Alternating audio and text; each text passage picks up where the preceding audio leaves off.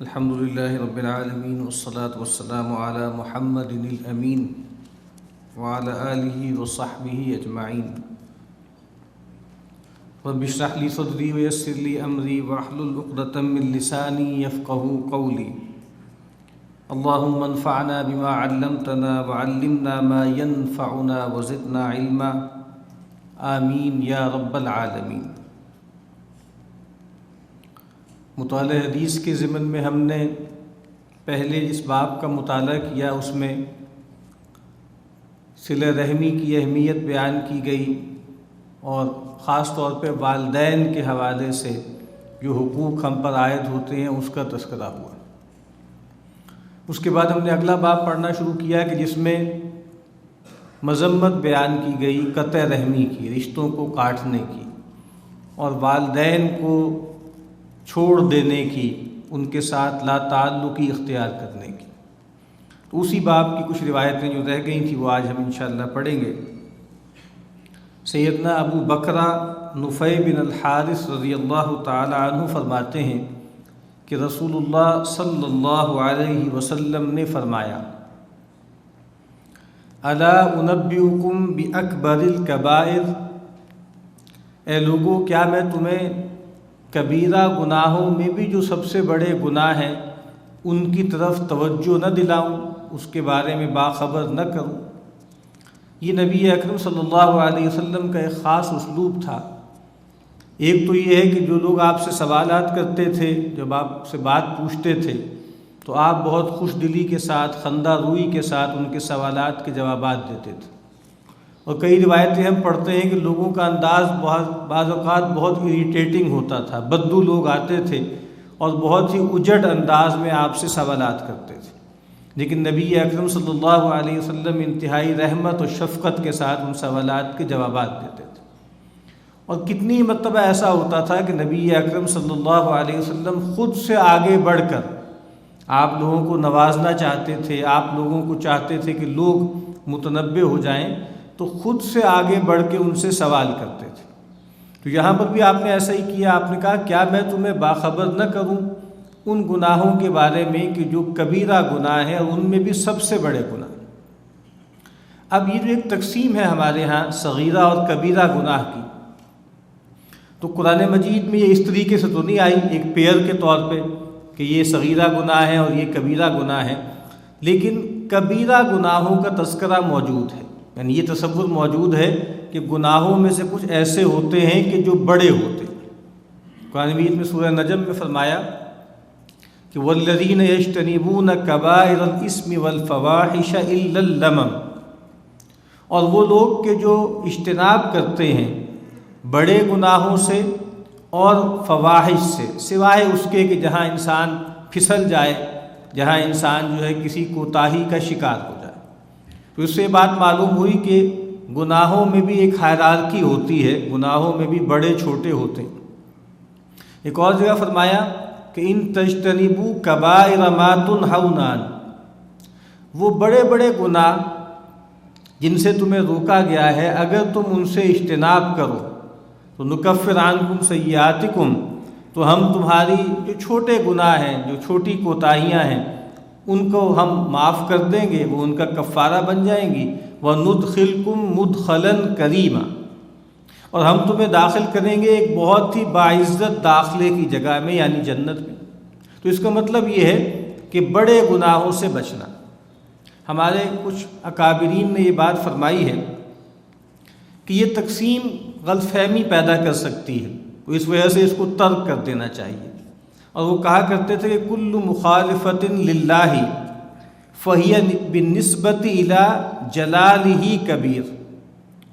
کہ ہر مخالفت جو اللہ کے کی جائے گی اگر اس ریفرنس سے دیکھا جائے کہ وہ کس کی جناب میں کی جا رہی ہے، کس ہستی کے مقابل میں کی جا رہی ہے، تو اس لحاظ سے وہ ساری کی ساری مخالفتیں کبیرہ ہیں، کوئی چھوٹی نہیں. اللہ کی جناب میں کوئی بھی گناہ، کوئی بھی سرکشی چھوٹی نہیں ہوتی. لیکن جیسے میں نے عرض کیا ہے کہ ہمارے علماء نے اس تقسیم کو قبول کیا ہے اور عام طور پہ یہ بتایا ہے کہ کبیرہ گناہ وہ ہوتے ہیں کہ جن پر اللہ تعالیٰ کی طرف سے جہنم کی وعید ہے. کہا گیا کہ جو شخص یہ عمل کرے گا اس کے لیے جہنم ہے. وہ اپنے پیٹوں میں آگ بھرتا ہے یا وہ سعیر میں جھونکا جائے گا، یا ہر وہ گناہ جس میں اللہ تعالیٰ نے اللہ کے غضب کا تذکرہ ہے، اللہ تعالیٰ کی طرف سے لعنت کا بیان ہے، یا ہر وہ گناہ کہ جس پر دنیا میں کوئی حد واقع ہوتی ہے، کوئی سزا جو ہے وہ دی جاتی ہے، وہ سارے کے سارے گناہ کبیرہ۔ اور کچھ لوگوں نے یہ بات بھی کہی ہے، اور وہ بہت مناسب بات ہے، کہ اصل میں تو ہر وہ گناہ جو سرکشی سے کیا جائے، جو تمرد سے کیا جائے، جو استکبار سے کیا جائے، وہ اصل میں کبیرہ ہے۔ اور ہر وہ گناہ جو انسان بھول کے کر لے، بھٹک کے کر لے، اس کا پاؤں پھسل جائے اور وہ جذبات سے مغلوب ہو جائے، وہ صغیرہ ہے۔ تو اس لحاظ سے تو جو گناہ بھی انسان کرتا ہے سرکشی کے ساتھ، تمرد کے ساتھ، گویا وہ کبیرہ گناہ۔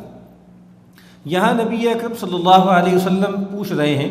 کہ کیا میں تمہیں نہ بتاؤں کہ کبیرہ گناہوں میں جو سب سے بڑے گناہ ہیں؟ تو صحابہ نے عرض کیا بلا یا رسول اللہ، اے اللہ کے رسول صلی اللہ علیہ وسلم کیوں نہیں، آپ فرمائیے۔ قال الاشراک باللہ، آپ نے فرمایا اللہ کے ساتھ کسی کو شریک ٹھہرانا، یہ سب سے بڑا گناہ ہے۔ اور یہ وہ گناہ ہے جس کے بارے میں قرآن مجید ایک سے زائد مرتبہ یہ فرماتا ہے کہ ان اللہ لا یغفر ان یشرک بہ ویغفر ما دون ذلک لمن یشاء، اللہ تعالیٰ اس کو تو ہرگز معاف نہیں کرے گا کہ اس کے ساتھ کسی کو شریک ٹھہرایا جائے، ہاں اس کے علاوہ جس کو چاہے گا اپنی علم اور اپنی رحمت کی بنیاد پہ معاف کر دے گا۔ تو شرک اللہ سے بے وفائی ہے، اللہ سے غداری ہے۔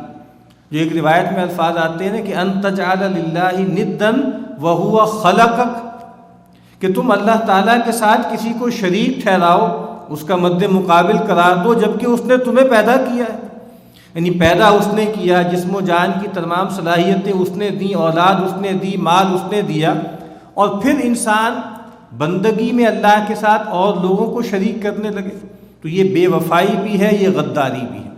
تو کہا کہ سب سے بڑا گناہ، گناہوں میں، بڑے گناہوں میں سب سے بڑا گناہ کیا ہے؟ اللہ کے ساتھ کسی کو شریک کرنا، اس کی ذات میں، اس کی صفات میں، اس کے حقوق۔ اور پھر فرمایا وعقوق الوالدین، اور والدین کی نافرمانی کرنا یا والدین کو لا تعلق چھوڑ دینا، گویا ان کو عاق کر دینا۔ یعنی یہ تو ہو سکتا ہے کہ بعض اوقات انسان کو والدین کی نافرمانی کرنی پڑے، اس کے بس میں نہ ہو، کوئی ایسے مطالبات کیے جا رہے ہوں کہ اس کے بس میں نہیں، اور بعض اوقات نافرمانی کرنا واجب ہے، ضروری ہے۔ اگر وہ والدین اللہ اس کے رسول کے احکامات کی مخالفت پر مجبور کر رہے ہیں، اس کے لیے پریس کر رہے ہیں، تو وہاں تو ان کی اطاعت نہ صرف یہ ہے کہ ہم کہہ سکتے ہیں کہ جائز نہیں ہے، بلکہ حرام ہے۔ لیکن ان کو لا تعلق چھوڑ دینا، ان کو بے یار و مددگار چھوڑ دینا، اس کی اجازت نہیں ہے۔ ہم نے پہلے بھی وہ آیت پڑھی کہ قرآن مجید نے کہا کہ دیکھو اگر وہ تمہیں اس پر مجبور کریں، تم سے جہاد کریں کہ تم میرے ساتھ ایسی ہستیوں کو شریک ٹھہراؤ جس کے بارے میں تمہارے پاس کوئی بنیاد نہیں ہے، کوئی دلیل نہیں، تو ان کی اطاعت نہ کرنا۔ لیکن اس حالت میں بھی فرمایا وصاحبہما فی الدنیا معروفا، دنیا میں ان کے ساتھ مصاحبت اختیار کرنی ہے بھلے طریقے۔ تو یہاں فرمایا کہ بہت بڑے گناہوں میں بھی بڑا گناہ کیا ہے کہ انسان اپنے والدین کو چھوڑ دے، ان سے لا تعلقی اختیار کر لے۔ وَكَانَ مُتَّكِئًا فَجَلَسَ، رسول اللہ صلی اللہ علیہ وسلم گفتگو فرما رہے تھے اور آپ نے ٹیک لگائی ہوئی تھی، تو ایک دم جیسے جوش سے آپ آگے ہو گئے اور پیچھے ہٹ گئے، ٹیک آپ نے چھوڑ دی، اور فرمایا الا وقول الزور، اور کہا کہ آگاہ ہو جاؤ اور جھوٹی بات، وشہادت الزور، اور جھوٹی گواہی، جھوٹ کی بات اور جھوٹی گواہی، یہ بھی بہت بڑا گناہ ہے۔ عام طور پہ ہم جھوٹ کو گناہ ہی نہیں سمجھتے، لیکن اللہ کے نبی صلی اللہ علیہ وسلم فرما رہے ہیں کہ جھوٹی بات، دھوکے کی بات، اور دھوکے سے کسی کو جو ہے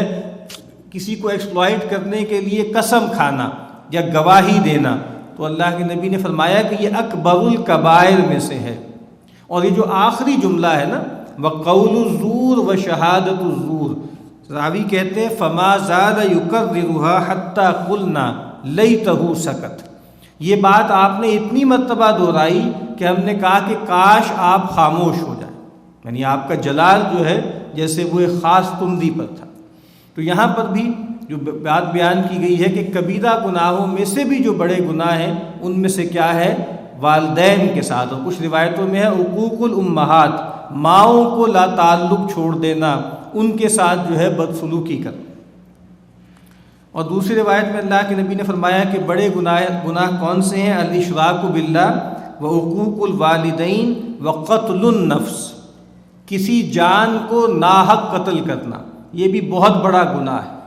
اور قرآن مجید کہتا ہے کہ خاص طور پہ جو شخص کسی مومن کو قتل کرتا ہے جان بوجھ کر، تو کہا کہ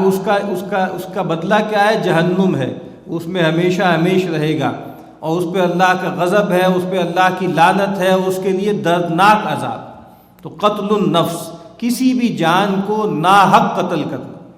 اور پھر فرمایا والیمین الغموس، اور جھوٹا حلف اٹھانا، جھوٹی قسم کھانا، خاص طور پہ جھوٹی قسم کھا کر کسی مسلمان کا مال ہڑپ کرنا، کسی مسلمان کی حق تلفی کرنا، تو اس کے بارے میں بھی اللہ کے نبی نے فرمایا کہ یہ کبیرہ گناہوں میں بھی بڑا گناہ۔ اگلی روایت میں نبی اکرم صلی اللہ علیہ وسلم نے فرمایا من الکبائر شتم الرجل والدیہ، آپ نے فرمایا کہ یہ کبیرہ گناہوں میں سے ہے کہ آدمی اپنے والدین کو گالی دے، اپنے والدین کو برا بھلا کہے۔ قالوا یا رسول اللہ وَهَلْ يَشْتُمُ الرَّجُلُ وَالِدَيْهِ، صحابہ کرام نے بہت حیرت سے پوچھا کہ کیا ایسا بھی ہو سکتا ہے، کوئی ایسا آدمی بھی ہوتا ہے، کوئی ایسا بدبخت بھی ہو سکتا ہے کہ جو اپنے والدین کو ہی گالی دینا شروع کر دے؟ قال نعم، آپ نے کہا کہ ہاں ایسا ہوتا ہے، لیکن اس کی صورت کیا ہے؟ اس کی صورت یہ ہے یسب ابا الرجل فیسب اباہ ویسب امہ فیسب امہ، کہ آدمی کسی اور کے باپ کو گالی دے تو وہ پلٹ کر جواب میں اس کے باپ کو گالی دے، اور وہ کسی اور کی ماں کو گالی دے اور وہ پلٹ کر بدلے کے طور پہ، انتقام کے طور پہ اس کی ماں کو گالی دے۔ تو گویا جب انسان کسی کے ماں باپ کو گالی دیتا ہے تو گویا وہ اپنے والدین کو گالی دلوانے کا سبب بنتا ہے، جس کے بارے میں اللہ کے نبی نے فرمایا کہ یہ بہت بڑا گناہ ہے کہ انسان اپنے والدین کو گالی دے۔ اس کا مطلب کیا ہے کہ انسان اگر چاہتا ہے کہ اس کے والدین کی عزت و آبرو محفوظ رہے، اس پر کوئی حملہ نہ کرے، تو اس کو چاہیے کہ دوسروں کے والدین کو گالی نہ دے، ان کو برا بھلا نہ کہے۔ سیدنا ابو عیسیٰ مغیرہ بن شعبہ رضی اللہ تعالیٰ عنہ روایت کرتے ہیں کہ نبی اکرم صلی اللہ علیہ وسلم نے فرمایا ان اللہ تعالی حرم علیکم عقوق الامہات، بے شک اللہ تعالیٰ نے تم پر حرام ٹھہرایا ہے ماؤں کو آگ کر دینا، ماؤں سے بدسلوکی کرنا، ماؤں کی نافرمانی کرنا، اور ماؤں کو لا تعلق چھوڑ دینا۔ ویسے پچھلی روایتوں میں تو حقوق الوالدین ہے، لیکن یہاں خاص طور پہ ماں کا تذکرہ ہے، کیونکہ ماں کا درجہ حسن سلوک کے حوالے سے اللہ کے نبی نے فرمایا نا کہ 3 درجے زیادہ ہے، اور ماں کے اندر رحمت و شفقت اور انفعال بھی زیادہ ہوتا ہے، تو اس کے ساتھ بدتمیزی کرنا انسان خیال کرتا ہے آسان بھی ہے، اور دوسری بات یہ ہے کہ ماں اس بات کو محسوس بھی زیادہ کرتی ہے باپ کی نسبت، تو خاص طور پہ ماں کا تذکرہ کیا کہ اللہ تعالیٰ نے حرام ٹھہرایا ہے ماؤں کو لا تعلق چھوڑ دینا، ان سے بدسلوکی کرنا۔ اور پھر فرمایا کہ وہ منعن وہات، اور اللہ تعالیٰ نے یہ بات بھی حرام ٹھہرائی ہے۔ منعن کا مطلب کیا ہے کہ انسان مال کو روک لے، جو اللہ کا حق بنتا ہے اس کے مال میں وہ بھی نہ دے، اور جو لوگوں کا حق بنتا ہے وہ بھی نہ دے۔ کسی کی کچھ لائبلٹیز اس کے اوپر ہیں، کسی کا مال لیا ہوا ہے اور کوئی حق بنتا ہے مالیاتی، وہ نہ دے۔ تو کہا کہ اللہ تعالیٰ نے اس کو منع کیا ہے کہ انسان اپنے مال کو روک لے۔ وہات کا مطلب کیا ہے کہ لوگوں سے بلا وجہ میں سوال کرے، جو اس کا حق نہیں بنتا وہ چھیننے کی کوشش کرے، یا بلا وجہ میں لوگوں کے سامنے سوال کرے، ایسا مال ان سے طلب کرے جو مال لینا اس کے لیے جائز نہیں ہے۔ تو کہا کہ وہ منعن، جو مال دینا ہے ضروری اس کو روک لے، وہات، اور جو اس کا نہیں بنتا وہ دوسروں سے مانگے۔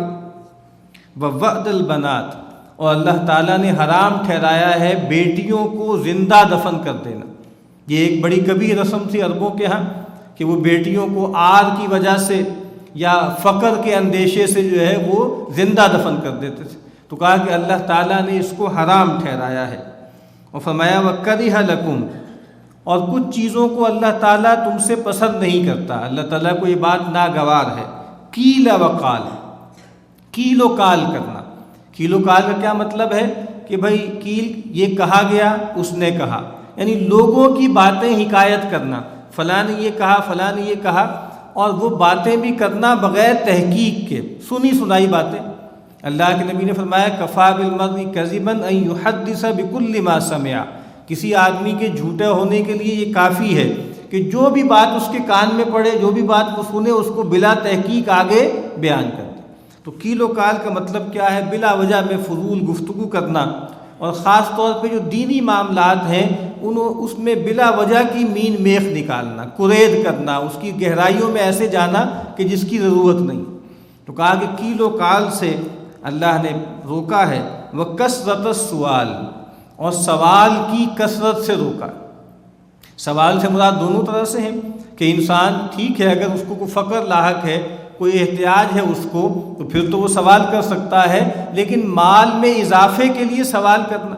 بلا وجہ میں سوال کرنا، بہت زیادہ سوالات کرنا اور بہت زیادہ زاری کرنا، اور جو مسئول ہے جس سے سوال کیا جا رہا ہے اس کو رچ کرنا، اس کو تنگ کرنا، یہ کثرت سوال۔ اور دوسرا کثرت سوال جو ہے وہ سوال کرنے کے معنوں میں ہے کہ آدمی کوئی چیز ہے جس پہ عمل نہیں کرنا چاہتا، اور عمل سے بچنے کے لیے بلا وجہ کے سوالات اٹھا رہا ہے، بلا وجہ کے اشکالات پیدا کر رہا ہے، یا اپنی علمیت کے اظہار کے لیے سوالات کی کثرت کر رہا ہے، یا جو آدمی جو عالم ہے جس سے سوال کر رہا ہے اس کو مغالطے میں ڈالنا مقصود ہے، یا اس کو رچ کرنا اور ذلیل کرنا مقصود ہے۔ تو اللہ کے نبی نے فرمایا کہ کثرت سوال سے، ایسے سوالات کے جو بے فائدہ ہیں، جو لغو ہیں، ان سے اللہ تعالیٰ نے منع کیا ہے، اور اللہ اس کو پسند نہیں کرتا کہ تم بہت زیادہ سوالات کرو۔ اور آخری بات فرمائی وَإِضَاعَةُ الْمَالِ، اور مال کو ضائع کرنا۔ اللہ تعالیٰ پسند نہیں کرتا تمہارے لیے کہ تم مال کو ضائع کرو، اپنے مال کو اڑاؤ، جو اللہ نے مال تمہیں دیا ہے، جو دنیا میں تمہارے قیام کا ذریعہ ہے، اس کو تم جو ہے اسراف میں، تبذیر میں اڑاؤ۔ تو یہ مال تمہارے پاس امانت ہے، تو اس کو بلا وجہ میں جو ہے وہ خرچ کرنا، بلا وجہ میں ضائع کرنا، اللہ تعالیٰ اس کو پسند نہیں کرتا۔ تو دوبارہ اس روایت کا ترجمہ سن لیتے ہیں کہ نبی اکرم صلی اللہ علیہ وسلم نے فرمایا کہ بے شک اللہ تعالیٰ نے تمہارے لیے حرام ٹھہرایا ہے ماؤں کی نافرمانی، ان کے ساتھ بدسلوکی، اور اس بات کو حرام ٹھہرایا ہے کہ تم اپنا مال روکو اور بلا وجہ میں دوسروں سے ان کے مال کا مطالبہ کرو، اور اس بات کو حرام ٹھہرایا ہے کہ تم اپنی بیٹیوں کو زندہ درگور کرو، اور اللہ تعالیٰ تم سے ناپسند کرتا ہے قیل و قال کو، اور بلا وجہ کے سوالات کی کثرت کو، اور مال کو ضائع کرنے کو۔ دعا ہے کہ اللہ تعالیٰ ہمیں ان باتوں پہ عمل کرنے کی توفیق عطا فرمائے۔